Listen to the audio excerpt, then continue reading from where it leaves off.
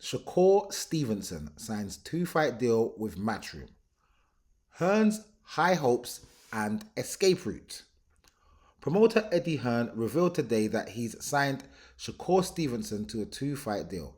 The first match will be against Joe Cordina on October the 12th, and the second will be against William Cepeda in February.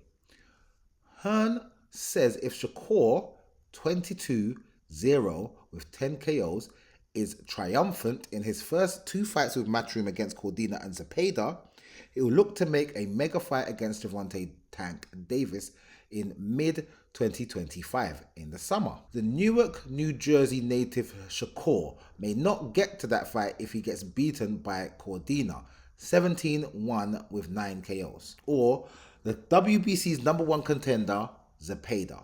As for why he only signed Shakur to a 2-fight deal rather than a longer one, Hearn said that he would want him to have the freedom to decide whether he's enjoying being with Matchroom to resign or move on if he's unhappy. However, this is likely Hearn's escape route to wash his hands off Shakur if he loses or looks bad in his fights against Cordina and Cepeda, who's 31-0 losses, 27 KOs. He will look bad in both of these fights, and that's a given. I don't know who wrote this article. Man said he will look bad, and that's a given, you know. Wow. The last thing Hearn needs is a beaten Shakur hanging around as a constant reminder of his mistake in signing him to his Matchroom company. Hence the 2-fight contract. Shakur will have a short 2-fight lifespan with Hearn, so he can move on if he fails to excel against Cordina and Cepeda. Yo, who wrote this article, man? Man's proper going in on Shakur. If Hearn had watched Shakur's fight against Edwin De Los Santos last November, he'd know that he's not going to become a global star as he's banging on about. He'll not be a star in the US. Fans in the States want to be entertained, and Shakur doesn't meet their standards. That's why I remember I said he's the outlaw. He is the outlaw because he's not abiding by the law of entertaining the American crowd. So he's got a little point there, this guy. But this article is proper gunning Shakur. I know my boxing, and I know how good this kid is, said Eddie Hearn to the Matchroom Boxing YouTube channel, hyping up Shakur Stevenson, his new signee. He may be unbeatable. I know he's a pound-for-pound star.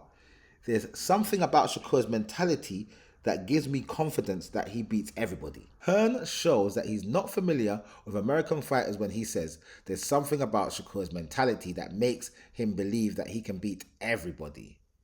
Shakur is just like many egotistical American fighters who brag about themselves but never measure up to what they say. They're a dime a dozen in the US. Shakur is a textbook example. Whoever's writing this article is wilding. I think he's being massively undersold. I think he should be not just an American superstar, but a global superstar. I think he's edgy. I think he's unbelievably talented, and I'm going to do everything I can to give him the platform and the promotional push that his ability deserves. For Shakur, this 2-fight plan for Joe Cordina, and if he's triumphant into the William Cepeda fight, will show him during that period our value. We'll work together closely, and then we'll move forward against Gervonta Davis and everybody, said Hearn. I hope these 2 fights leads to Shakur Stevenson's rest of his career with Matchroom. It would be an honor. So many promotional companies want to lock you into a 3, 4, 5-year deal, said Hearn, when asked why he signed Shakur to just a 2-fight deal. Hearn sounds like he's being disingenuous about his comments about his rationale for the 2-fight deal he's offering Shakur. He's got to know there's a good chance that Shakur loses at least one of the 2 fights in his short contract with Matchroom, and when that happens, keeping him would be pointless. Shakur could end up as an unhappy, disgruntled fighter blasting Hearn on social media for his failures. Moreover, if Hearn couldn't prop up Stevenson's career with easy paydays against soft opposition, in the aftermath of his loss to Cepeda or Cordina, Stevenson could end up as a grumpy little gremlin on social media, taking it out on the British promoter for not keeping him afloat like he's done with Anthony Joshua. I understand that multi-year deal when you're starting off in the game. I'm confident that once you work with me, you'll never want to work with anyone else. And if you don't enjoy your experience, no problem, said Hearn, giving his best excuse for why he didn't give Shakur Stevenson a long-term contract. You can go elsewhere, said Eddie Hearn, giving his reason for giving Shakur such a short 2-fight deal. I don't blame Hearn one bit for giving Shakur a short-term contract because it would be insane to give him a long-term one if he has doubts that he beats Cepeda or Tank. All you need to do is look at Shakur's fights against De Los Santos, Jeremiah Nicatalia, and Artem Hatatunian to know that he won't be victorious against Cepeda and certainly not Tank Davis. Yo, this guy that wrote this article said that he won't be victorious against Cepeda and certainly not Tank. Who is this guy? This is written by, I don't know if it's a company, but this is on Boxing News 24. And it says it's by someone or something called Nation Vegas. And it's like, yo, this guy is, whoever's writing this article is proper dissing Shakur. Wow. At the end of the day, Shakur is a lightweight. If you know anything about Eddie Hearn and the stable of fighters that he has, he doesn't have any lightweights. Joe Cordina isn't even a lightweight. He's coming up from junior lightweight up to lightweight to fight Shakur. So this is actually kind of like a gimme fight, but it's against Joe Cordina, who's got some sort of credibility about him, even though he lost his title in his last fight. And that was at the weight below. And he said, I'm getting too big for this weight, I need to move up. He's moving up, and now they're putting him in there with Shakur Stevenson. I expect Shakur Stevenson to win that fight. But after that, Eddie Hearn doesn't have many lightweights of any note. There aren't many lightweights coming out of the UK that are up at that top level that can fight Shakur Stevenson. I remember Archie Sharp a couple of years ago talking like he wanted to fight Shakur. But Archie Sharp, last time I know, he was with Queensberry Promotions. So he's not even with Eddie.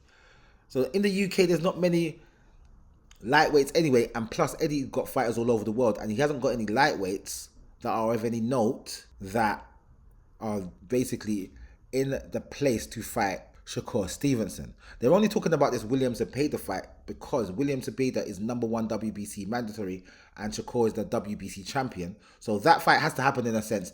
Plus, Eddie's with the Zone and Cepeda is with Golden Boy and Golden Boy is with the Zone. So that should be an easier fight to make. On the platform sense anyway, that's already done. Plus, Eddie's got the Sheikh behind him that's backing his things going forward. And the Sheikh likes Shakur, isn't it? Do you remember the Sheikh gave him this nickname of the Outlaw, which I said I'm going to rubber stamp that because I like that name. He likes Shakur. So he works with Eddie. It only makes sense for Eddie to promote him in the next two fights. First one being Joe Cordina. Cool. If the Williams Cepeda fight gets made, it kind of has to get made because he is the mandatory. I don't think Golden Boy Oscar De La Hoya wanted Cepeda to fight Shakur next because that's what Shakur said he wants next. Now, William Cepeda, 31, 0 losses, 27 knockouts. He hasn't really fought anyone of any great levels at the moment, but he is a very good pressure fighter. To know what kind of level of pressure fighter he is, I can only assume at the moment because I don't think I've seen him against anyone that makes me think this guy is like the top level pressure fighter. I'm not sure. I don't know. We have to see. But a pressure fighter is basically very much kryptonite for Shakur Stevenson's style. Shakur Stevenson is a pure boxer. I don't know if he can be a boxer puncher. The best style to fight against a pressure fighter would be a boxer puncher, who is a guy that has the textbook boxing stance and textbook output in terms of this form and stuff, but he throws a lot more and is willing to take more risks. That, I'm not sure if Shakur can do that.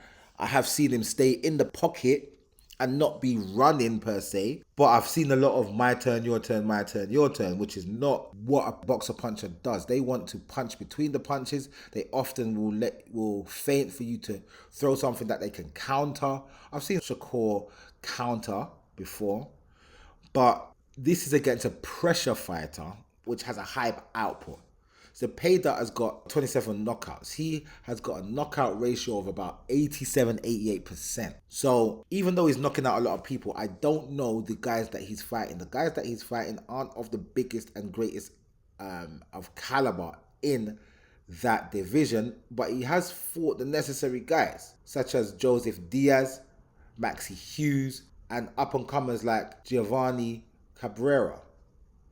He's had these fights and he's won these fights. So this is what puts him at the #1 contender status. And at the age of 28, they were roughly the same age. He's like 2 years older than Shakur. So they're roughly the same age. They're of the same generation. It would be a good fight to have for Shakur. I hope he does get that fight once he beats Joe Cordina, because in my eyes, he beats Joe Cordina. The Zepeda fight will be his biggest test yet, in my opinion, just because of the styles. Styles make fights. Pressure fighter against a pugilist specialist is a bad matchup for the pugilist specialist who wants to be conservative with the output, doesn't want to be rushed and put into positions where they are not in control.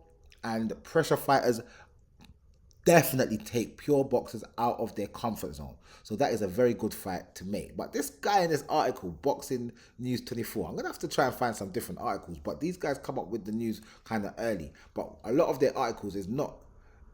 Sometimes I think it's unbiased, but sometimes it's very biased and opinion-based. And this one I think is biased. This person that wrote this article does not like Shakur Stevenson. And maybe because he is a Tank fan. Maybe they're a Tank fan and it's like, Tank, I like Tank, so I don't like Shakur. I don't understand that type of mentality, but that's kind of like the new age fans. If they want to be a fan of a certain fighter, then they don't like anyone that like is opposition and kind of like don't want them to fight and these type of things. But yeah, this is a turnaround, because I mean, it's obvious why Eddie hasn't given him a long-term deal. He hasn't got the fighters to give him the long-term deal. You can't give him more than 2 fights anyway. You can't even really give him 1 fight deal, because he's only got 1 fighter that can fight him, which is Joe Cordina. Zepeda isn't with him. So he could have the 1 fight and then say, you know what, let me go and make a deal with Golden Boy and have the fight on Golden Boy. But he will stay with Eddie to get the 2 fights. Golden Boy and Matchroom are both on the zone, so it should be easier to make. The Sheik's going to pay a lot of money for it. So, and William Zepeda is #1 contender. So this is good going forward. I don't even know if that fight's going to happen. That's in February. Boxing news is very flowing and ever-changing. So we don't even know what's going to happen. It's like the British weather. 1 minute it could be raining, and the next hour it's sunny, and then the same hour after that it's freezing cold. It's changing and fluctuating like the British weather. So let's just get past this fight with Joe Cordina and see what happens on the other side of that. But congratulations to Matchroom for signing Shakur Stevenson. I'll see you guys in the next video.